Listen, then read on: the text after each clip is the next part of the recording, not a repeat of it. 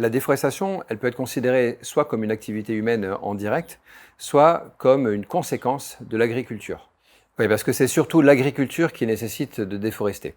Parfois, les participants relient cette carte à celle de l'industrie, du bâtiment ou du transport. Alors, l'industrie, c'est peut-être par rapport au papier, parce qu'on sait que le papier vient des arbres, mais ce n'est pas du tout le même ordre de grandeur que l'agriculture. Quelquefois, on pense également au bâtiment.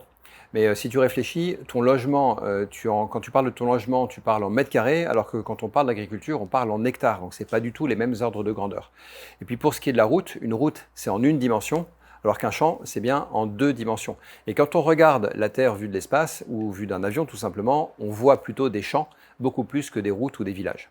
Donc, on comprend bien que ce qui utilise de la surface, et du coup, ce qui cause de la déforestation, c'est majoritairement l'agriculture. Alors attention, il y a une grosse confusion qui est faite par beaucoup de participants, c'est que la déforestation, ça détruirait des puits de carbone.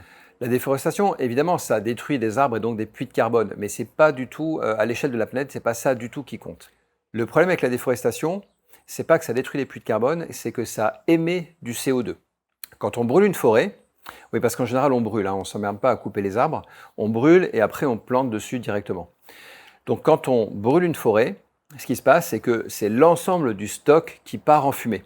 Alors que détruire les puits de carbone, c'est juste le flux de carbone qui est absorbé. Et ça, c'est négligeable par rapport au déstockage de carbone de la combustion de la forêt. On reviendra plus dans le détail de tout ça dans la carte numéro 12 qui porte sur les puits de carbone justement. Ce qu'il faut retenir à propos de cette carte, c'est que du côté des causes, on a l'agriculture, du côté des conséquences, on a les émissions de CO2.